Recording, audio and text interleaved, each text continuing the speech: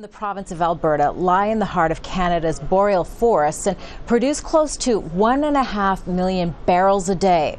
Well, Al Jazeera's Steve Chao is reporting now from Fort McMurray on how the area has become the epicenter of a struggle between the industry and environmental campaigners. In a public relations war, this may not be the best way to make a first impression. Security guards from the company Shell try to prevent us from filming near their mining site. Sorry. Can you tell us why you're doing that? And why aren't we allowed to film? It's private property. This is private property.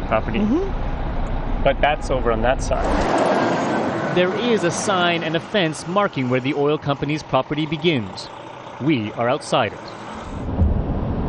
Regardless, made to feel unwelcome, we leave. Soon after, we notice we're being followed. We've already left the area, but still one of Shell's security vehicles continues to shadow us. He's been following us for at least half an hour. He's taken photos, all this while we're on a public highway. Before this, we'd been talking to two people who see the oil sands very differently.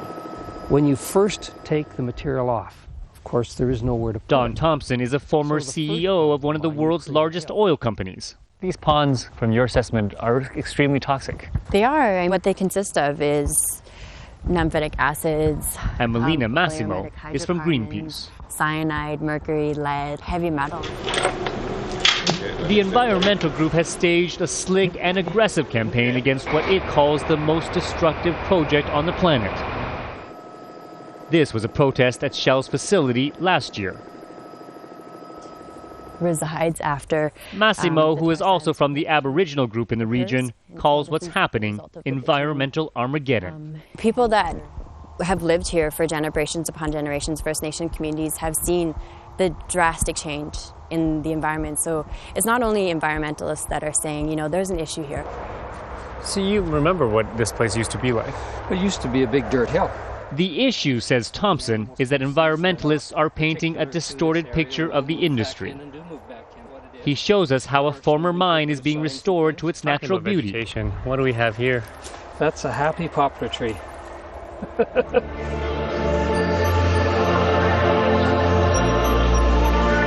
Oil companies are spending millions on advertising campaigns, arguing the pollution created is no more destructive than other ways of getting oil out of the ground.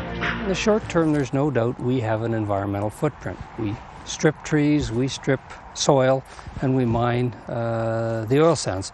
But on the other hand, we put the sand back in the mine pits, we put the reclamation material on top, and we create landscapes like this. The 1980s. But beyond our time with Thompson, the oil companies themselves proved uncooperative. The trees that you now see growing up in front of you.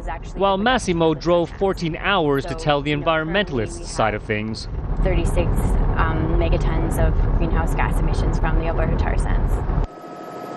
The companies rejected Al Jazeera's requests for a tour of their operations 3 times over 2 years. And then there was the security. After following us a long way down a public highway, we stopped to ask why. Excuse me, sir. Excuse me, sir. No, excuse me, sir. Can you tell me? No, excuse me. Excuse me, sir.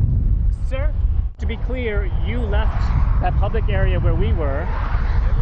You were there? Yes. And then you stopped on the side of the road when we stopped on the side of the road. Because I have a reason to stop, that's all. I don't follow you. You had a reason to stop? Yes. What was that reason, sir? Okay, I have to go. It's perhaps not the best parting image for an industry trying to present itself as open with nothing to hide. Still, with the world's demand for oil only expected to rise, who wins the public relations battle may not matter. Steve Chao, Al Jazeera, Fort McMurray, Canada.